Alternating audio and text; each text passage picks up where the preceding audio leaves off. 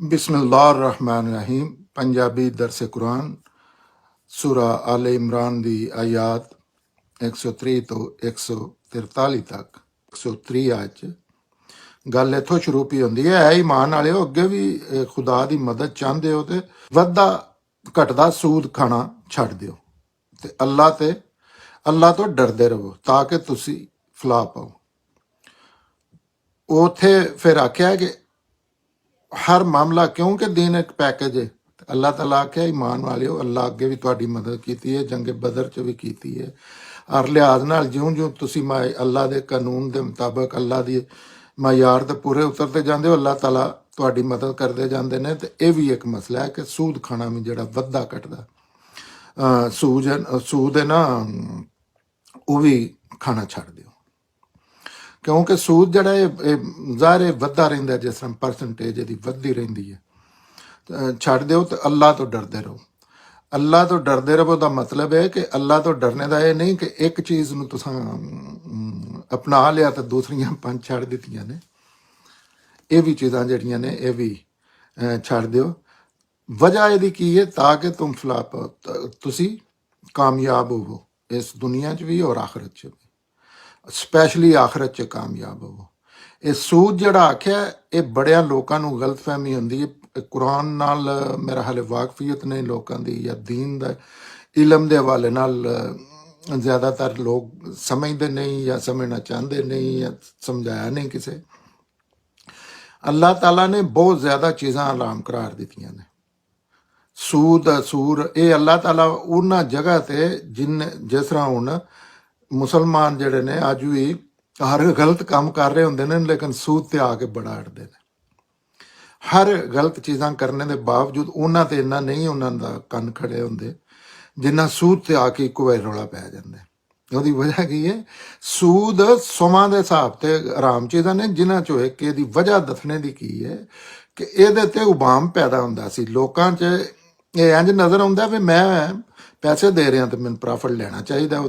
मतलब ये उबाम वाली चीज़ों से नहीं तो इंसानी फितरत च साफ साफ पता होंगे कि चीज़ गलत सही।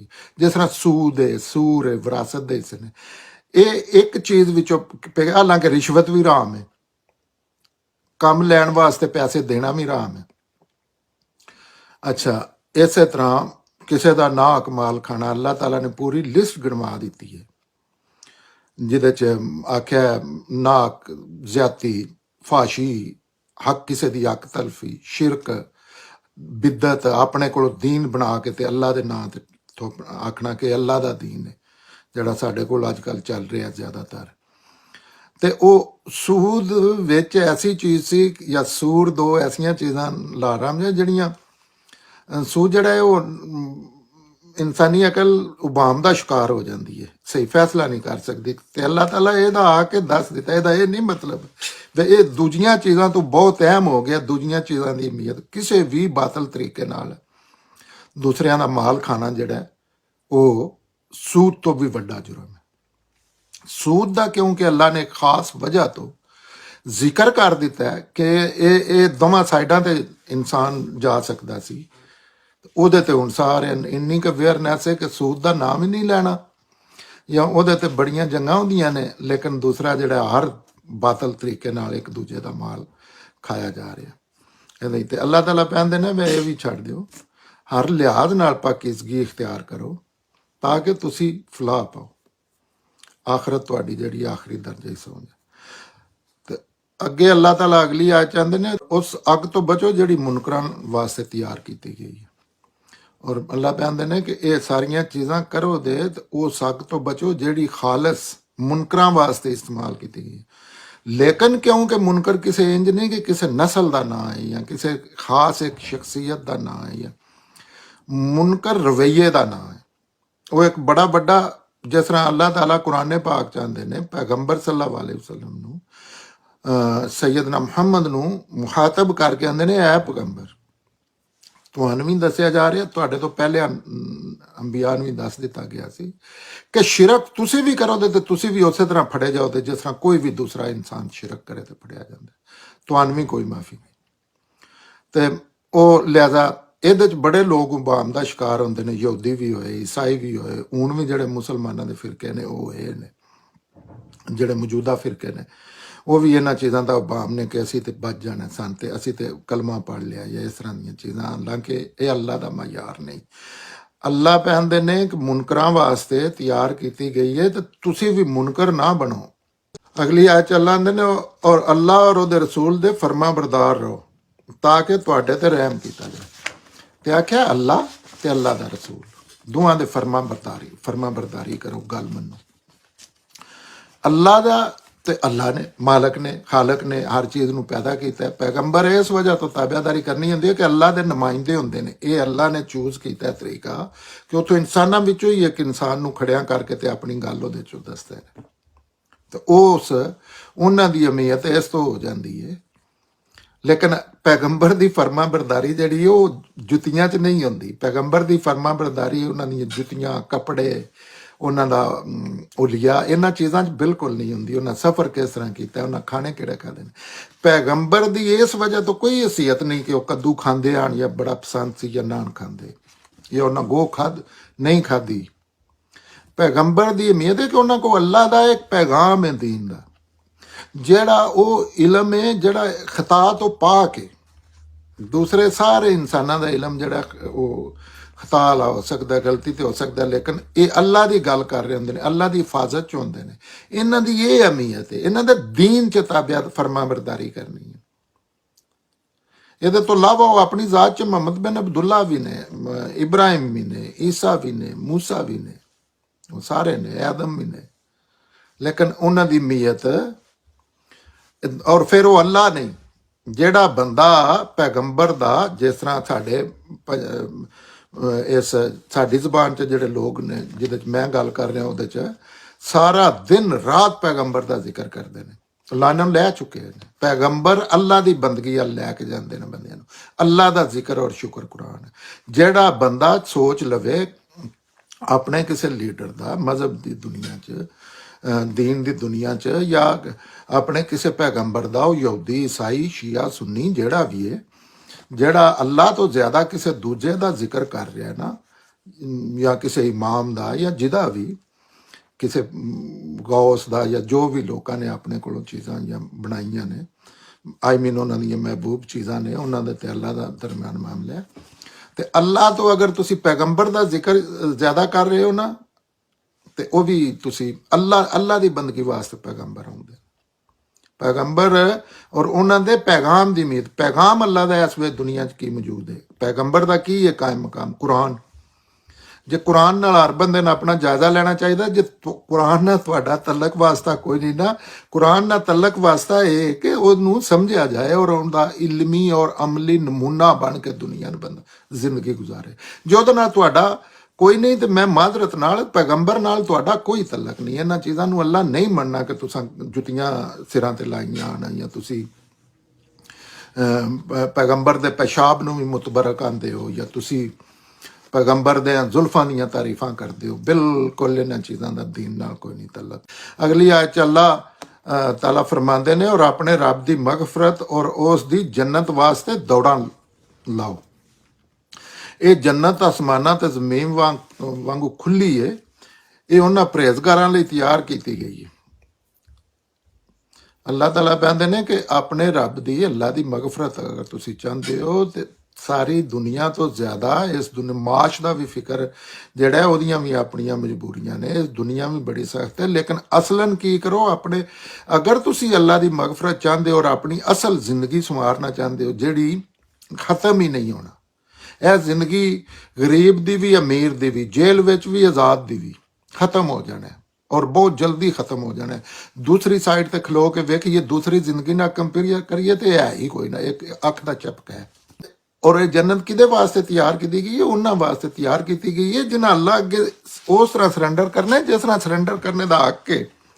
ਇਸ ਤਰ੍ਹਾਂ ਨਹੀਂ ਕਰਨਾ ਕਿ ਇੱਥੇ ਬਾਹਰ ਆ ਕੇ ਬੜੇ ਮੈਂ ਸ਼ੋਅ ਮਾਰ ਆਇਆ ਤੇ ਘਰ ਆ ਕੇ ਮੇਰਾ ਆਪਣੀ ਬੀਵੀ ਨਾਲ, ਆਪਣੇ ਬੱਚੇ ਨਾਲ, ਆਪਣੇ ਨੌਕਰ, ਆਪਣੇ ਹਾਲਾਂਕਿ ਮੁਖਾਲਫ ਨਾਲ ਵੀ ਰਵੱਈਆ ਜਿਹੜਾ ਉਹ ਨਹੀਂ ਸਹੀ। ਸਪੈਸ਼ਲੀ ਇਖਲਾਕੀ ਰਵੱਈਏ ਜਿਹੜੇ ਨੇ, ਇਹ ਸਪੈਸ਼ਲੀ ਨੌਜਵਾਨਾਂ ਨੂੰ ਸਮਝਣਾ ਚਾਹੀਦਾ। ਸ਼ਕਲਾਂ ਸ਼ੁਕਲਾਂ ਸਾਰੀਆਂ ਇਨਸਾਨਾਂ ਦੀਆਂ ਬਣਾਈਆਂ। ਜ਼ਿਆਦਾ ਜਿਹੜਾ ਇੱਥੇ ਦੀਨ ਜਿਹਨੂੰ ਦੀਨ ਸਮਝ ਕੇ ਲੋਕ ਆ ਰਹੇ ਨੇ, ਇਹ ਇਨਸਾਨਾਂ ਦਾ ਬਣਾਇਆ, ਇਹਨਾਂ ਦੀ ਆਪਣੀਆਂ ਚੀਜ਼ਾਂ ਨੇ। ਅੱਲਾ ਦਾ ਦੀਨ ਅਗਰ ਕਿਸੇ ਵੀ ਇਨਸਾਨ ਨੇ ਸਮਝਣਾ, ਕੁਰਾਨ ਤੋਂ ਬਗੈਰ ਜਿਹੜਾ ਨਾ ਉਹ ਮੁਸ਼ਕਲ ਹੈ। ਇਸ ਦੌਰ 'ਚ ਕੁਰਾਨ ਸਮਝਣਾ ਪੈਂਦਾ। ਵੈਸੇ ਤੇ ਫਿਤਰਤਨ ਵੀ ਲੋਕ ਅੱਛੇ ਹੁੰਦੇ ਨੇ। ਤੇ ਅੱਗੇ ਅੱਲਾਹ ਤਾਲਾ ਅਗਲੀ ਆਇਤ 'ਚ ਫਰਮਾਇਆ, ਜਿਹੜੇ ਹਾਲ ਵਿੱਚ ਖਰਚ ਕਰਦੇ ਨੇ ਇਹ ਉਹਨਾਂ ਪਰਹੇਜ਼ਗਾਰਾਂ ਵਾਸਤੇ ਅੱਲਾਹ ਤਾਲਾ ਕਹਿੰਦੇ ਨੇ, ਇਹ ਤੇ ਪਰਹੇਜ਼ਗਾਰਾਂ ਵਾਸਤੇ ਤਿਆਰ ਕੀ। ਪਰਹੇਜ਼ਗਾਰ ਕੌਣ ਨੇ? ਅੱਲਾਹ ਅੱਗੇ ਜਿਨ੍ਹਾਂ ਹਰ ਲਿਹਾਜ਼ ਨਾਲ ਹਰ ਚੀਜ਼ ਤੇ ਮੁਕੱਦਮ ਅੱਲਾਹ ਦਾ ਹੁਕਮ ਕਰ ਲਿਆ ਔਰ ਹੱਦ ਨਹੀਂ ਕਰਾਸ ਕੀਤੀ। ਆਪਣੇ ਕੋਲੋਂ ਨਹੀਂ ਦੀਨ ਬਣਾ, ਆਪਣੇ ਕੋਲੋਂ ਨਹੀਂ ਜੁੱਤੀਆਂ ਸਿਰਾਂ ਤੇ ਲਾ ਲਈਆਂ।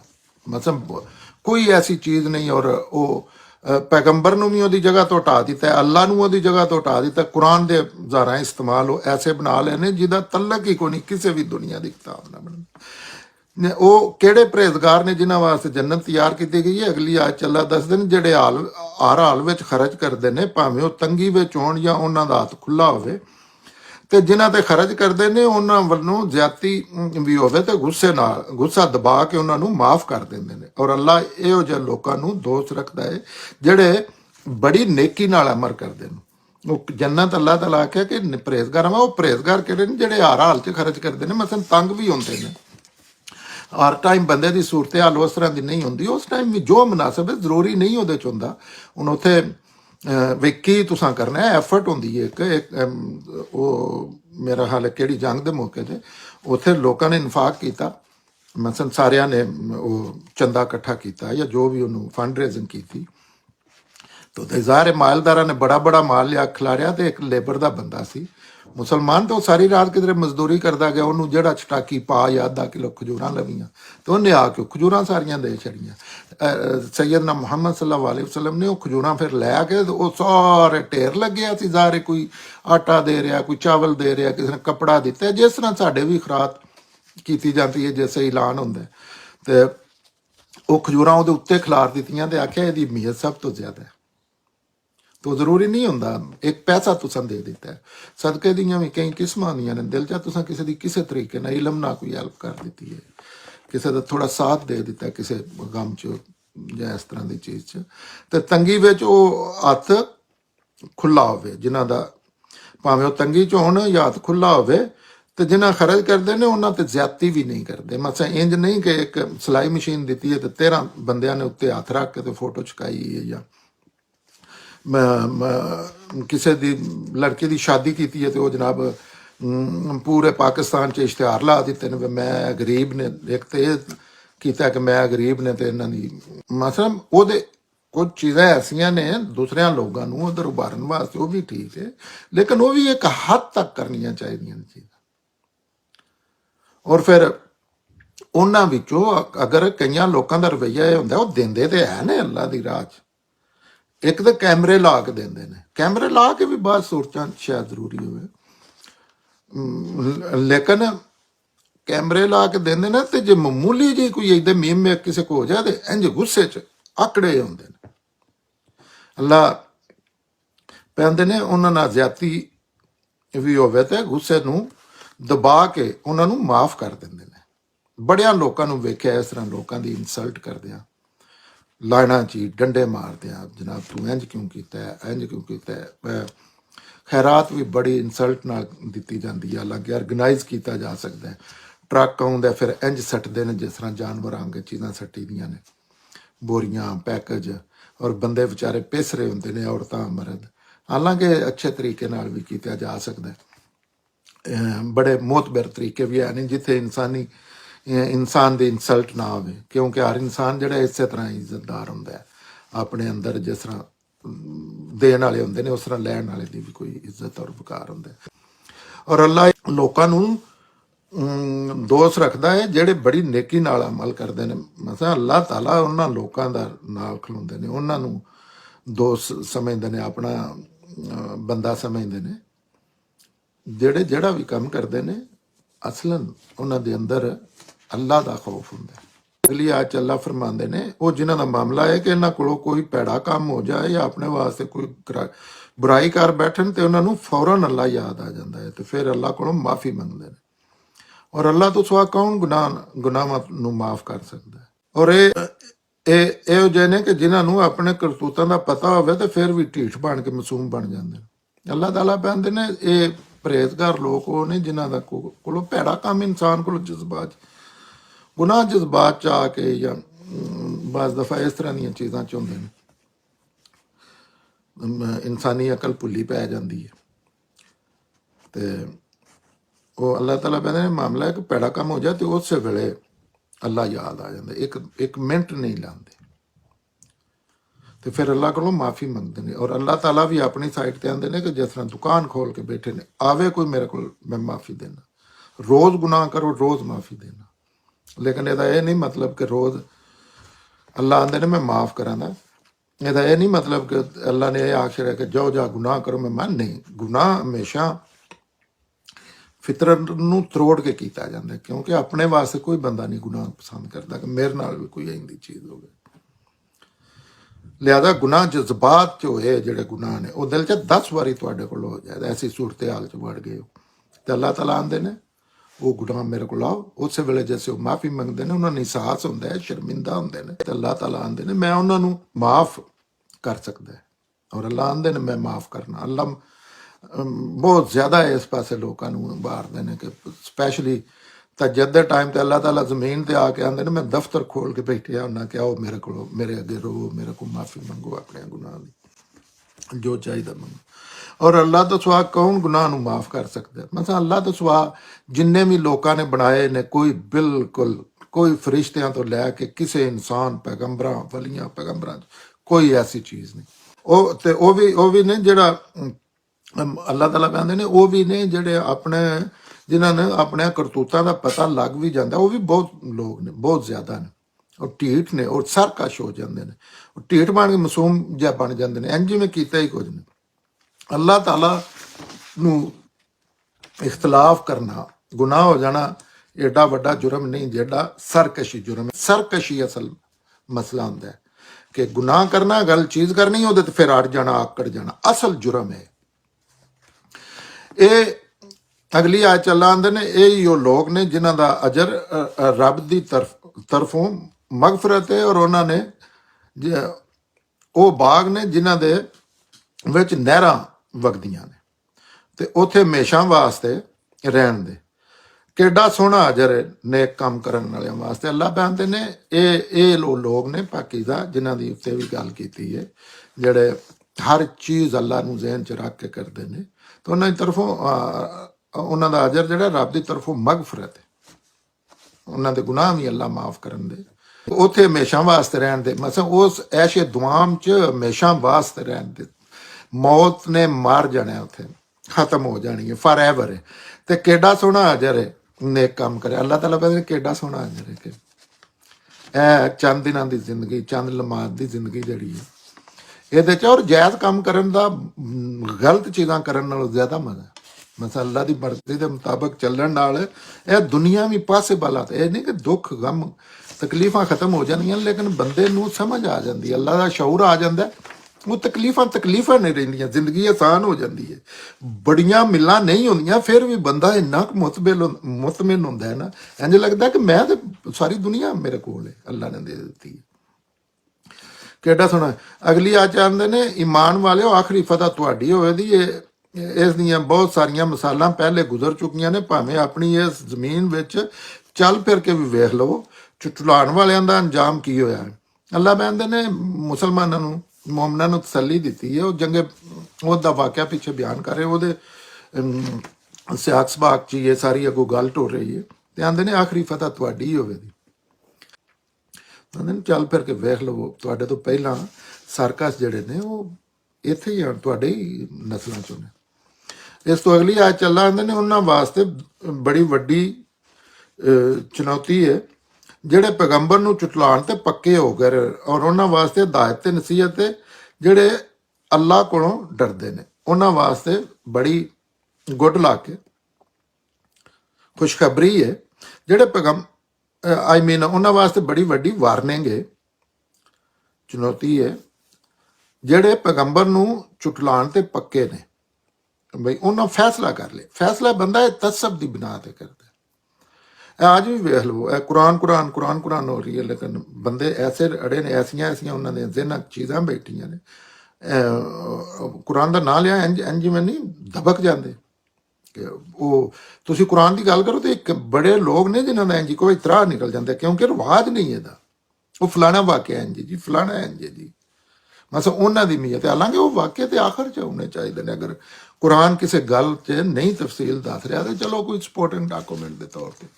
ਆ ਜਾਏ ਤੇ ਉਹ ਚੁਟਲਾਉਣ ਦਾ ਇਹ ਨਹੀਂ ਹੁੰਦਾ ਕਿ ਤੁਸੀਂ ਮੂੰਹੇ ਨਾਲ ਇਲਮ ਅਮਲ ਨਾਲ ਲੋਕ ਚੁਟਲਾਉਂਦੇ ਨੇ ਇਹ ਵੀ ਬੜੀ ਦੁਨੀਆ ਨੂੰ ਗਲਤ ਫਹਿਮੀ ਹੈ ਕਿ ਚੁਟਲਾਉਂਦਾ ਸੀ ਤੇ ਸਾਰਾ ਦਿਨ ਲਾ ਇਲਾ ਕਰਨੇ ਨਹੀਂ ਤੁਸੀਂ ਬਿਲਕੁਲ ਉਹਦੇ ਖਿਲਾਫ ਟੁਰੇ ਹੋ ਬੜੇ ਲੋਕ ਨੇ ਜਿਹੜੇ ਐਸੇ ਨੇ ਬਜ਼ਾਹਿਰ ਉਹਨਾਂ ਐਸੀਆਂ ਚੀਜ਼ਾਂ ਆਪਣੇ ਕੋਲੋਂ ਬਣਾਈਆਂ ਨੇ ਲੇਕਿਨ ਬਿਲਕੁਲ ਮੁਕੰਮਲ ਉਹਨਾਂ ਦੀਆਂ ਜ਼ਿੰਦਗੀਆਂ ਇਲਮ ਅਮਲ ਚੋਂ ਅੱਲਾ ਦੇ ਖਿਲਾਫ ਤੁਰੇ ਮਤਲਬ ਉਹਨਾਂ ਵਾਸਤੇ ਵਾਰਨਿੰਗ ਤੇ ਉਹਨਾਂ ਵਾਸਤੇ ਦੈਤ ਹੈ ਜਿਹੜੇ ਉਹਨਾਂ ਵਾਸਤੇ ਦੈਤ ਤੇ ਨਸੀਹਤ ਹੈ ਜਿਹੜੇ ਅੱਲਾ ਕੋਲੋਂ ਡਰਦੇ ਨੇ ਜਿਹੜੇ ਅੱਲਾ ਕੋਲ ਡਰਦੇ ਨੇ ਮਤਲਬ ਹੈ ਕਿ ਜਿਹੜੇ ਅੱਲਾ ਦੇ ਪੈਗੰਬਰ ਦਾ ਸਾਥ ਦੇ ਰਹੇ ਨੇ ਔਰ ਹਰ ਹਵਾਲੇ ਨਾਲ ਦੇ ਰਹੇ ਨੇ ਹਰ ਚੀਜ਼ ਉਹਦੇ ਤੋਂ ਅੱਲਾ ਦੇ ਦੀਨ ਦੇ ਵਾਲੇ ਨਾਲ ਅੱਲਾ ਦੇ ਆਖਣੇ ਤੇ ਅੱਲਾ ਦਾ ਨੁਮਾਇੰਦਾ ਨੂੰ ਸਮਝ ਕੇ ਤੇ ਉਹਦਾ ਸਾਥ ਦੇ ਰਹੇ ਨੇ ਇਸ ਤੋਂ ਅਗਲੀ ਆ ਚੱਲ ਆਉਂਦੇ ਨੇ ਇਸ ਲਈ ਮੁਤਮੈਨ ਰਹੋ ਜਿਹੜਾ ਨੁਕਸਾਨ ਤੁਹਾਨੂੰ ਪਹੁੰਚਿਆ ਹੈ ਉਸ ਤੋਂ ਹੌਸਲਾ ਨਾ ਹੋਵੋ ਔਰ ਗਮ ਨਾ ਕਰੋ ਅਗਰ ਤੁਸੀਂ ਮੂਮਨ ਹੋ ਤਾਂ ਗਲਬਾ ਬਿਲ ਆਖਰ ਤੁਹਾਡਾ ਹੀ ਹੋਣਾ ਉਹਦੇ ਵਿੱਚ ਅੱਲਾਹ ਤਾਲਾ ਜ਼ਾਹਿਰ ਜਿਹੜੀਆਂ ਜੰਗਾਂ ਜਾਂ ਹਰ ਚੀਜ਼ 'ਚ 10 ਇੱਕ ਮਸਾਂ ਜੰਗੇ ਉਹ 'ਚ 10 ਤਰੀਕਿਆਂ ਨਾਲ ਲੋਕਾਂ ਨੂੰ ਮੁਸ਼ਰਕਾਂ ਨੂੰ ਲਹਿਦਾ ਆਜ਼ਮਾਇਆ ਜਾ ਰਿਹਾ ਮੋਮਨਾਂ ਨੂੰ ਲਹਿਦਾ ਆਜ਼ਮਾਇਆ ਜਾ ਰਿਹਾ ਫਿਰ ਪੈਗੰਬਰ ਦੀ ਲਹਿਦਾ ਆਜ਼ਮਾਇਸ਼ ਹੋ ਰਹੀ ਹੈ ਸੁਹਾਬਾ ਦੀ ਲਹਿਦਾ ਹੋ ਰਹੀ ਹੈ ਫਿਰ ਉਹ ਜਿਹੜੇ ਬੜਕਾ ਮਾਰਦੇ ਨੇ ਉਹਨਾਂ ਦੀ ਲਹਿਦਾ ਹੋ ਰਹੀ ਹੈ ਕਿ ਅਸੀਂ ਤੇ ਚੁੱਕ ਕੇ ਰੱਖ ਦਿਆਂਦੇ ਫਿਰ ਜਿਹੜੇ ਨਸਣਾ ਚਾਹੁੰਦੇ ਨੇ ਜਿਨ੍ਹਾਂ ਜੰਗ 'ਚ ਕੰਡ ਵਿਖਾਣੀ ਉਹਨਾਂ ਦੀ ਲਹਿਦਾ ਹੋ ਰਹੀ ਹੈ ਕਿੰਨਾ ਕੋਈ ਅਮਲ ਕਰਦਾ ਹੈ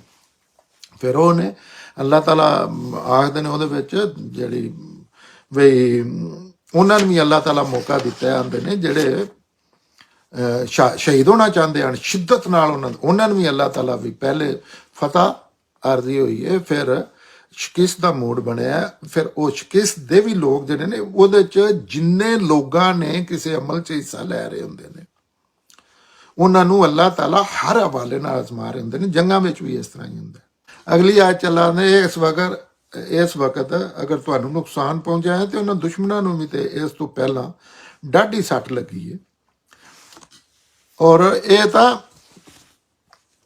ਦਿਨਾਂ ਦਾ ਏਰ ਫੇਰ ਹੈ ਅਸੀਂ ਇਹ ਕੰਮ ਲੋਕਾਂ ਵਿੱਚ ਕਰਦੇ ਰਹਿੰਦੇ ਹਾਂ ਤਾਂ ਕਿ ਉਹਨਾਂ ਦੀ ਅਜ਼ਮਾਇਸ਼ ਹੋਵੇ ਜਿਹੜਾ ਮੈਂ ਪਹਿਲੇ ਦੱਸ ਰਿਹਾ ਸੀ ਔਰ ਇਸ ਲਈ ਕਿ ਅੱਲਾ ਈਮਾਨ ਵਾਲਿਆਂ ਨੂੰ ਜਾਣ ਲਵੇ ਔਰ ਤੁਹਾਡੇ ਵਿੱਚੋਂ ਉਹਨਾਂ ਲੋਕਾਂ ਨੂੰ ਵੀ ਛਾਂਟ ਲਵੇ ਜਿਹੜੇ ਆਪਣੀ ਜਾਨ ਦੇ ਕੇ ਵੀ ਹੱਕ ਦੀ ਗਵਾਹੀ ਦੇਣ ਵਾਲੇ ਨੇ ਇਹਨਾਂ ਹੁਕਮਾਂ ਨੂੰ ਸਮਝਣ ਦੀ ਕੋਸ਼ਿਸ਼ ਕਰੋ ਔਰ ਯਾਦ ਰੱਖੋ ਕਿ ਅੱਲਾ ਜ਼ਾਲਮਾਂ ਨੂੰ ਪਸੰਦ ਨਹੀਂ ਕਰਦਾ ਔਰ ਇਸ ਲਈ ਕਰਦੇ ਨੇ ਕਿ ਈਮਾਨ ਵਾਲਿਆਂ ਨੂੰ ਅੱਲਾ ਅਲੱਗ ਕਰ ਲਵੇ ਇਹਨਾਂ ਮੁਨਕਰਾਂ ਦਾ ਵੀ ਮੁਕਾ ਦੇਵੇ ਇਹ ਗੱਲ ਉਹ ਜਿਹੜੀ ਮੈਂ ਪਹਿਲੇ ਕਰ ਚੁੱਕਿਆ ਕਿ ਅੱਲਾਹ ਤਾਲਾ ਉੱਥੇ ਪੈਂਦੇ ਨੇ ਕਿ ਮੈਂ ਤੇ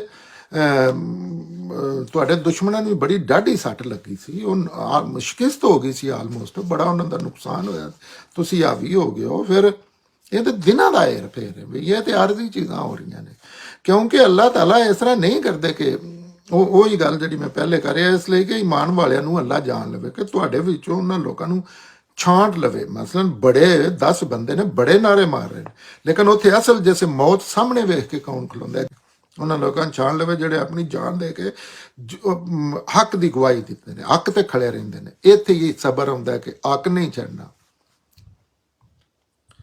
ਹੱਕ ਦਾ ਪੱਕਾ ਸੱਚਾ ਸਾਥੀ ਪੂਰੀ ਦੁਨੀਆ ਖਿਲਾਫ ਹੋ ਜਾਏ ਚੱਗੇ ਲਾਏ ਤੁਹਾਨੂੰ ਜੋ ਆਖੇ ਤੁਸੀਂ ਗੱਲ ਸਹੀ ਕਰਦੇ ਰਹਿਣਾ ਦੈਟਸ ਇਟ ਅੱਲਾ ਦੀ ਮਦਦ ਆ ਜਾਏਗੀ ਉਹ ਹੀ ਲੋਕ ਵਾਪਸ ਆ ਕੇ ਤੁਹਾਡੇ ਆਖਣ ਦੇ ਕਿ ਤੁਸੀਂ ਸਹੀ ਆਪਣੀਆਂ ਹਿਕਮਤ ਸਮਝਣ ਦੀ ਕੋਸ਼ਿਸ਼ ਕਰੋ ਅੱਲਾ ਆਂਦੇ ਨੇ ਨਾ ਇਹ ਜਿਹੜੀਆਂ ਅੱਲਾ ਦੀਆਂ ਚੀਜ਼ਾਂ ਨੇ ਸਮਝਣ ਦੀ ਕੋਈ ਜਾਂ ਅੱਲਾ ਜ਼ਾਲਮਾਂ ਨੂੰ ਪਸੰਦ ਨਹੀਂ ਕਰਦਾ ਮਤਲਬ ਕੋਈ ਵੀ ਬੰਦਾ ਜਿਹੜਾ ਜ਼ੁਲਮ ਅੱਲਾ ਨਾਲ ਨਹੀਂ ਕਰਦੇ ਆਪਣੇ ਤੇ ਕਰਦੇ ਨੇ ਅੱਲਾ ਦਾ ਜਿਹੜੇ ਹੁਕਮ ਨਹੀਂ ਮੰਨਦੇ ਉਹ ਜ਼ਾਲਮ ਨੇ ਆਪਣੇ ਵਾਸਤੇ ਜ਼ਾਲਮ ਨੇ ਤੇ ਅੱਲਾ ਆਂਦੇ ਨੇ ਉਹਨਾਂ ਨੂੰ ਅੱਲਾ ਬਿਲਕੁਲ ਵੀ ਪਸੰਦ ਨਹੀਂ ਕਰਦਾ ਭਾਵੇਂ ਉਹ ਆਪਣੇ ਹੋਣ ਭਾਵੇਂ ਉਹ ਬਗਾਨੇ ਹੋਣ ਉਹ ਇਸ ਲਈ ਕਰਦੇ ਨੇ ਕਿ ਈਮਾਨ ਵਾਲਿਆਂ ਨੂੰ ਅੱਲਾ ਇਲਾਕਾ ਕਰੇ ਤੇ ਇਹਨਾਂ ਦਾ ਕਿਉਂਕਿ ਉਸ ਵੇਲੇ ਹੁਣ ਆਖਰੀ ਤਾਜ਼ੀਆਨਾ ਵਸਣੇ ਵਾਲਾ ਬੰਬਾਰੀ ਹੋਣੀ ਹੈ ਕਾਰਪਟ ਬੰਬਿੰਗ ਉੱਥੇ ਅੱਲਾ ਤਾਲਾ ਕਰ ਦੇਣੀ ਹੈ ਸੁਹਾਬਾ ਦੇ ਜ਼ਰੀਏ ਤਾਂ ਅੱਲਾ ਕਹਿੰਦੇ ਨੇ ਇਹਨਾਂ ਲਹਿਦਾ ਕਰਕੇ ਇੰਝ ਨਾ ਹੋਵੇ ਕਿ ਮਤਲਬ ਵਿੱਚ ਰਗੜੇ ਜਾਣੇ ਵੀ ਤੇ ਅੱਲਾ ਤਾਲਾ ਹਰ ਬੰਦੇ ਨੂੰ ਲਹਿਦਾ ਕਰ ਰਹੇ ਨੇ ਜਿਸ ਤਰ੍ਹਾਂ ਸੈਯਦ ਨੂਹ अलैहिस्सलाम ਦੀ ਕਸ਼ਤੀ 'ਚ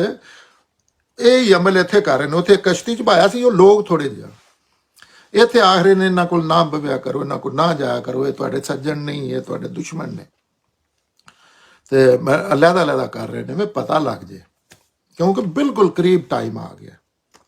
ਅਗਲੀ ਆ ਚਲਾਂਗੇ। ਤੁਸੀਂ ਕੀ ਇਹ ਸਮਝਿਆ ਕਿ ਨਖੇੜਾ ਹੋਵੇ ਬਗੈਰ ਹੀ ਕਿਸ ਤਰ੍ਹਾਂ ਤੁਹਾਨੂੰ ਕਿਸ ਨੇ ਤੁਹਾਡੇ ਵਿੱਚੋਂ ਯਾਦ ਕੀਤਾ ਔਰ ਕਿੰਨੇ ਨਹੀਂ ਕੀਤਾ, ਤੇ ਐਵੇਂ ਹੀ ਜੰਨਤ ਵਿੱਚ ਜਾ ਬੈਠੋ ਦੇ? ਨਹੀਂ ਬਈ, ਅੱਲਾ ਇਹ ਨਖੇੜਾ ਕਰਕੇ ਰਹਿੰਦਾ ਹੈ ਕਿ ਸਾਬਤ ਕਦਮੀ ਵਹਾਣ ਵਾਲੇ ਕੌਣ ਆਣ। ਅੱਲਾ ਕਹਿੰਦੇ ਨੇ ਵੇਖੋ ਤੁਸੀਂ। ਅੱਛਾ, ਇਹ ਕੁਰਾਨ ਤੇ ਜਿਹੜੇ ਲੋਕ ਆਉਂਦੇ ਨੇ, ਇਹ ਹੁਣ ਸੂਰਾ ਆਲੇ ਇਮਰਾਨ ਦੀ ਆਇਤ 143 ਤੇ ਅਸੀਂ ਪਹੁੰਚ ਗਏ ਹਾਂ। ਬਹੁਤ ਵੱਡੀ ਸੂਰਾ, ਸੂਰਾ ਬਕਰਾ, ਸੂਰਾ ਫਾਤਿਹਾ। ਵੇਖ ਲਓ ਅੱਜ ਤੱਕ ਕਿਸੇ ਵਾਕਿਆ ਦਾ ਕੁਰਾਨ ਕਿੰਨਾ ਆਸਾਨ ਹੈ।